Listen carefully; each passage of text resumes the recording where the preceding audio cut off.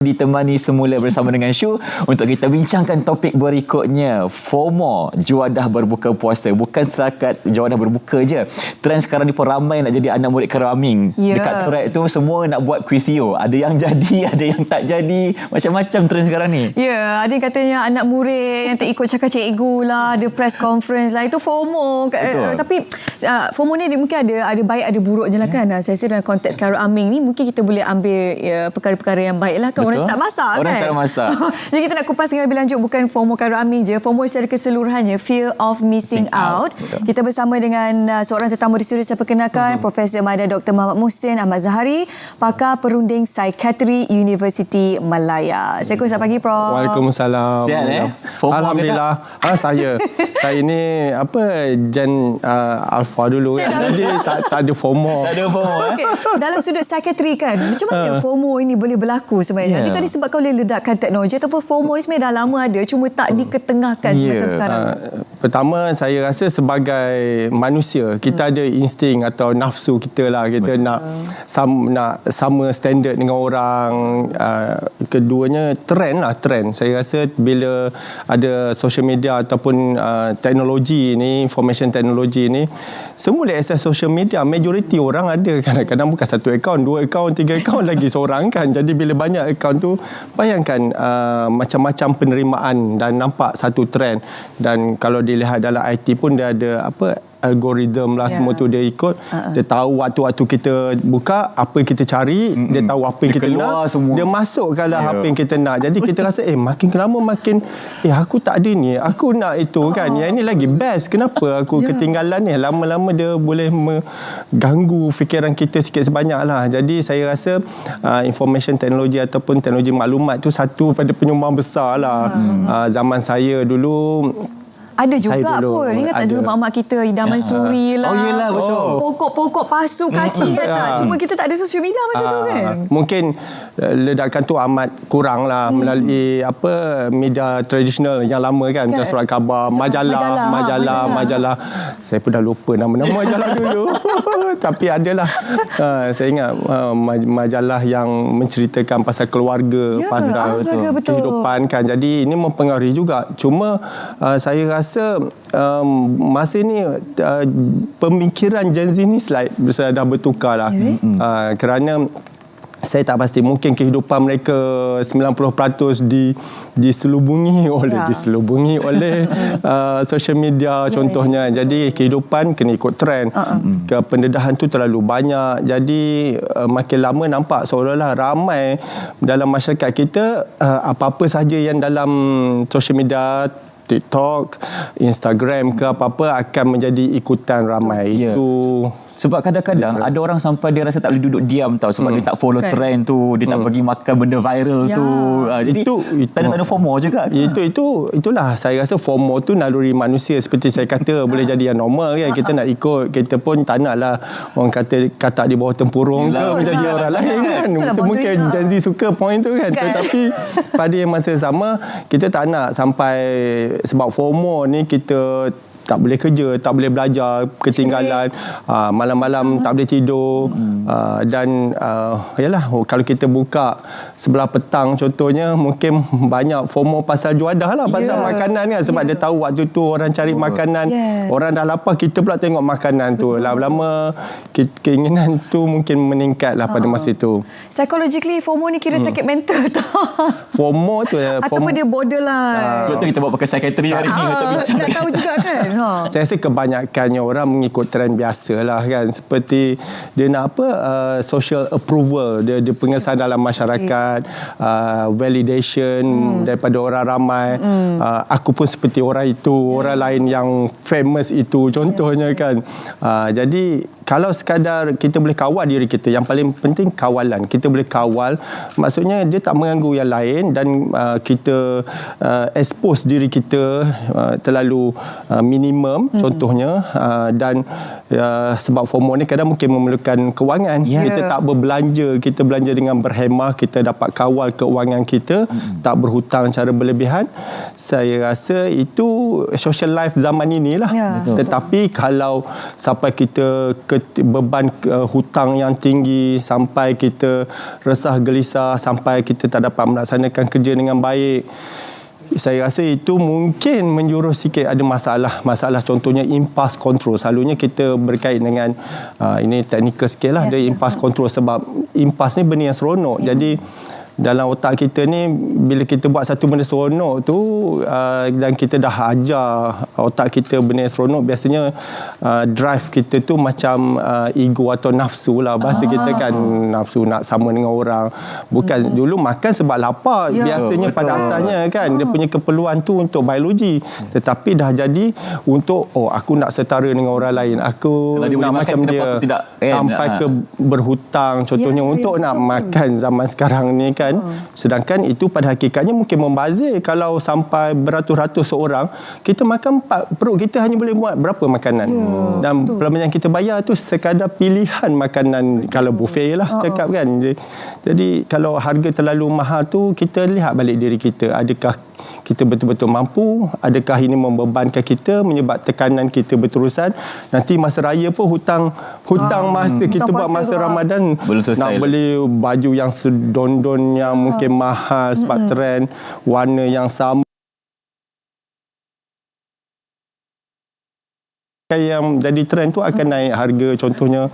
Jadi ini semua kita kena lihat lah, sebab saya rasa berkait rapat dengan financial literacy jugalah, kecelikan keuangan, menguruskan keuangan. Zaman sekarang memang keuangan ni satu isu, kena priority. So kalau sekadar sedap di mata, seronok di hati dalam jangka masa 1 jam, 1 hari, tetapi lepas tu menimbulkan tekanan, saya rasa benda tu kita fikir sebaik-baiknya, adakah perlu atau tak perlu. Yelah, sebab ada di antara kita dekat luar sana ni yang sanggup berhutang untuk pergi ke buffet Ramadan, sebab harganya sekarang mungkin 100 lebih, 200 lebih, tapi makannya pun tak banyak pun, seperti yang doktor cakap tadi. Mungkin makanan banyak sebab bayar banyak kan, pilihan banyak, tetapi perut kita semua manusia lebih kurang, tak boleh isi semua. Dan akhirnya ini saya sebagai doktor, saya bercakap jugalah, makan yang berlebihan, yang tidak mengawal pemakanan dengan baik juga satu masalah yang boleh memberi implikasi kita kepada masa depan juga. Jadi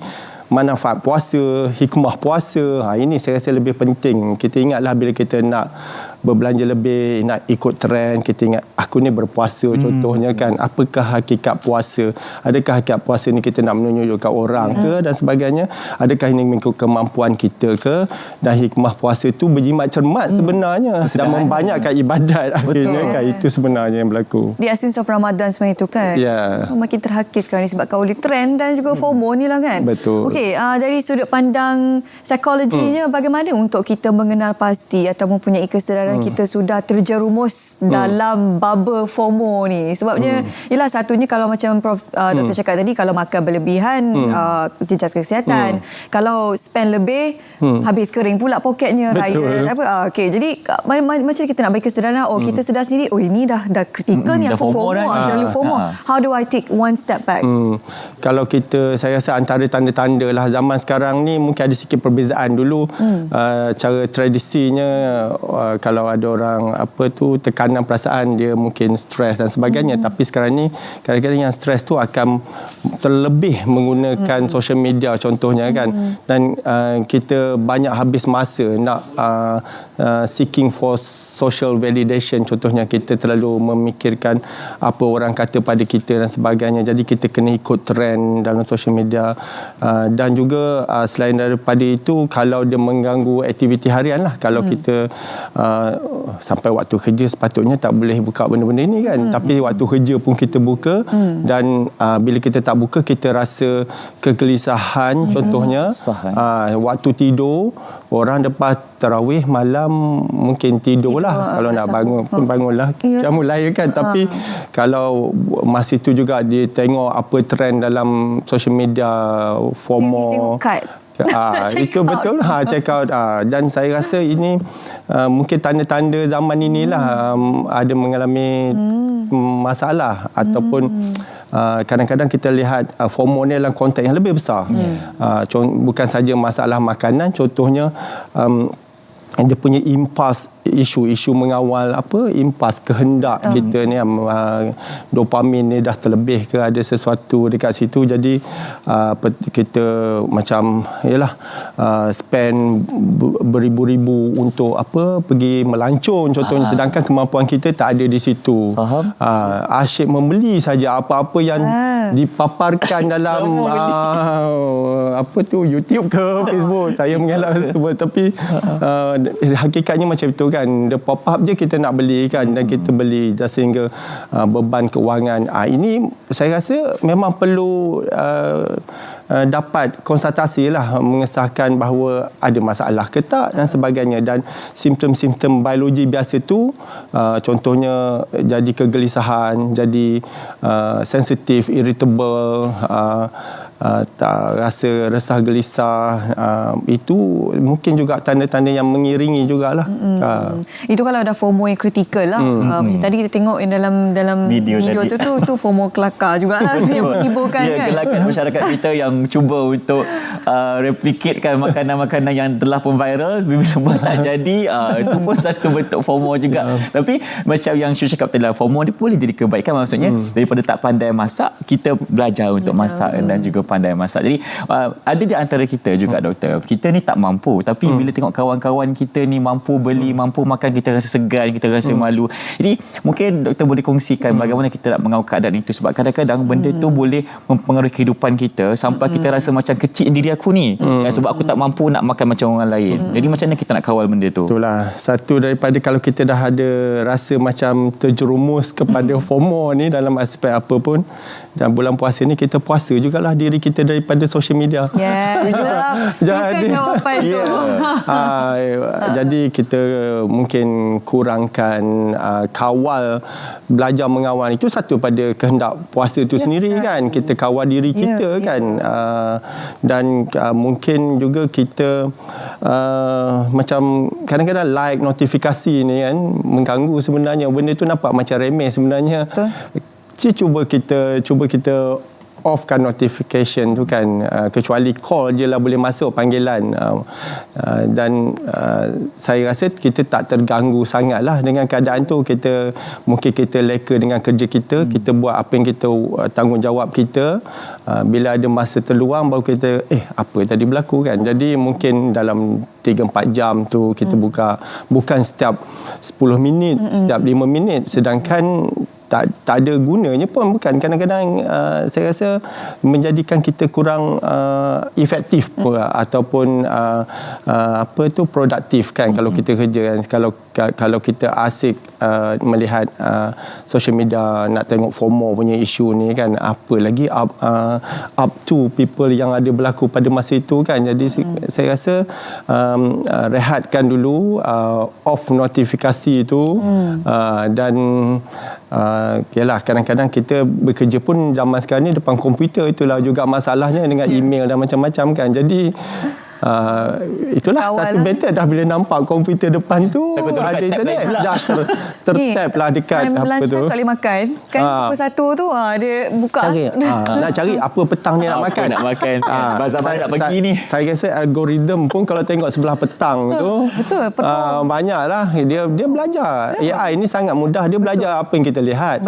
Dan bila dia tahu orang ni, dia boleh baca mencari makanan kan, makanan dekat mana kan, dia boleh dedicate. Jadi ini susah juga kita nak kawal AI punya teknologi. Dia bagus sebenarnya pada keseluruhan, tetapi dalam konteks ni dia menimbulkan mungkin sikit mudarat lah pada kita kan. Jadi saya rasa sebelah petang tu kita rehat lah, rehat kan, kita dah penat daripada kita lihat makanan, bukan saja pahala kurang kan.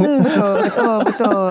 Tetapi tak betul gaya kita terjebak dengan benda yang tak perlu kan. Jadi macam saya kata mula, jadi kita boleh try off lah, rehatkan diri kita daripada social media yang berlebihan. Gunakan peluang bulan puasa ni sebagai menjadi motivasi kita lah supaya lepas puasa pun kita dapat keluar daripada perangkap FOMO ni sebenarnya. Tadi Prof. Doktor ada menyebut perkataan dopamin kan, dopamin release. So adalah satu hormon yang dirembeskan oleh badan apabila kita bahagia mendapat sesuatu, melakukan sesuatu. Okey. FOMO ni ialah boleh jadi besar sebab dopamin release ni kita dah ketagih dengan dopamin release disebabkan oleh barang-barang FOMO ni kan. Ada tak cara untuk kita alihkan dopamin ini, perembesan dopamin ni ke arah lain selain daripada membeli makanan berbuka ataupun barang-barang yang tidak menjadi keperluan ni? Itulah biasanya kita katakan apa hobi kita lah, benda yang menyeronokkan kita itu akan menyumbang kepada dopamin. Contohnya orang yang suka beriadah, exercise kan, dia rasa masa dia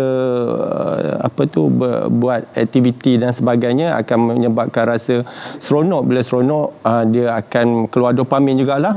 Ataupun sekarang ni kita nak bagi diri kita seronok, jadi kita keluar daripada FOMO tu, kita buat aktiviti yang menyeronokkan yang lain. Mungkin juga saya rasa sikit sebanyak macam membaca contohnya kan, kalau membaca benda yang kita suka dan kemudian mungkin bersembang dengan kawan ke, mungkin juga boleh jadi itu secara fizikal dopamin juga. Dan banyaklah apa benda yang kita rasa suka dan seronok tu menyumbang. Cuma mungkin satu tadi yang FOMO tadi, kalau mengeluarkan dopamin, ya betul, tapi bukanlah kita tak perlu ajar otak kita mengeluarkan dopamin dengan cara itulah sebenarnya. Yang paling penting sembang sains dari sini. Ni kena pandai mengawal diri lah kan. Ya, kena pandai kawal nafsu kita lagi-lagi untuk kita mengelakkan diri kita termasuk dalam kancah FOMO ini, sebab kita tak nak memudaratkan kita nanti lagi di bulan puasa, untuk kita praktikkan kesederhanaan. Terima kasih diucapkan kepada Profesor Madya Dr. Muhammad Muhsin Ahmad Zahari, pakar perunding psikiatri Universiti Malaya. Terima kasih Doktor bersama kami. Sama-sama. Okey, kita nak bawa anda ke satu